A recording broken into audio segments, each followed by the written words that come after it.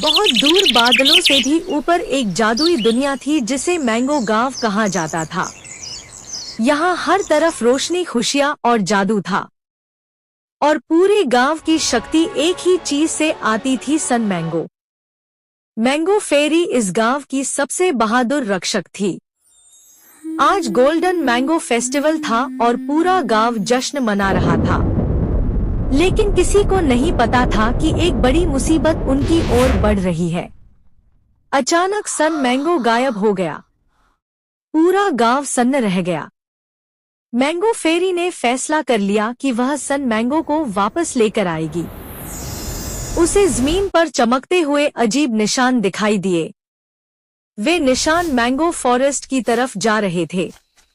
फेरी तुरंत उनके पीछे चल पड़ी, लेकिन वह कोई साधारण जंगल नहीं था। वहां के पेड़ जिंदा थे। एक विशाल पेड़ ने उसका रास्ता रोक लिया। उसने फेरी से एक पहेली पूछी। फेरी जवाब देने ही वाली थी कि अचानक जमीन फट गई। फेरी चीख पड़ी और एक गहरी अंधेरी खाई में गिर गई। उसे लगा सब कुछ खत्म हो गया, लेकिन नीचे उसका इंतजार एक नई दुनिया कर रही थी। जब उसने आंखें खोली तो वह चमकती हुई क्रिस्टल गुफाओं में थी। वहां उसकी मुलाकात अब्दुल्ला, सारा, जियाद और हुस्ना से हुई। सबने मिलकर सन मैंगो की खोज शुरू की, लेकिन गुफा हर पल अपना रूप बदल रही थी।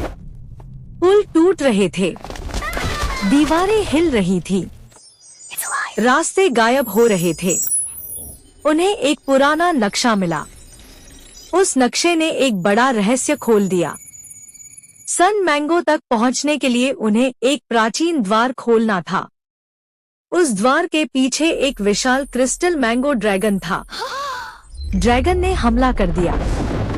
सबने मिलकर खुद को बचाने की कोशिश की, लेकिन फिर एक चौंकाने वाली बात हुई। ड्रैगन चोर नहीं था। उसने बताया कि सन मैंगो शैडो किंग के पास है और वह गांव की तरफ बढ़ रहा है। यह सुनते ही पूरी गुफा कांपने लगी। एक जादुई पोर्टल खुल गया। सब अलग हो गए। अब्दुल्ला, सारा, जियाद और हुस्ना एक तरफ रह गए और मैंगो फेरी दूसरी तरफ। जब फेरी ने दोबारा आंखें खोली तो वह गोल्डन मैंगो स्काई रियल्म में थी। आसमान में तैरते हुए द्वीप थे। इंद्रधनुषी झरने बह रहे थे और हर तरफ सुनहरी रोशनी फैली हुई थी। यहीं उसकी मुलाकात मैंगो फॉक्स से हुई। वह कोई साधारण लोमड़ी नहीं थी। उसे फेरी के बारे में सब कुछ पता था। फॉक्स ने कहा, पूरा स्काई रियल्म तुम्हारा इंतजार कर रहा था। फेरी हैरान रह गई, लेकिन उसके सवाल और बढ़ गए। अचानक आसमान में एक बहुत बड़ा साया दिखाई दिया। फॉक्स भी घबरा गई। उसने धीमी आवाज में कहा, शैडो किंग नहीं, उससे भी ज्यादा खतरनाक कोई आ रहा है। फेरी और फॉक्स उस साए के पीछे निकल पड़े। रास्ते में उन्हें फ्लोटिंग मैंगो मेज मिला। यह भूल भुलैया हर मिनट अपना आकार बदल रही थी। एक गलत मोड़ और हमेशा के लिए खो जाना। अचानक फॉक्स गायब हो गई। सिर्फ एक आवाज गूंजी, अगर फॉक्स को बचाना है तो 3 चाबियां ढूंढो। फेरी पहली चाबी के लिए क्लाउड टेम्पल पहुंची। वहां एक विशाल स्काई बीस्ट उसका इंतजार कर रहा था, लेकिन उसने हमला नहीं किया। उसने पहली चाबी फेरी को दे दी। दूसरी चाबी एक इंद्रधनुषी झरने के पीछे छिपी हुई थी। कई मुश्किलों के बाद फेरी ने वह भी हासिल कर ली। तीसरी चाबी एक प्राचीन मैंगो ट्री ओरेकल के पास थी। ओरेकल ने फेरी को देखते ही कहा, तुम वही हो जिसका जिक्र भविष्यवाणी में किया गया था। फेरी ने पूछा, कौन सी भविष्यवाणी?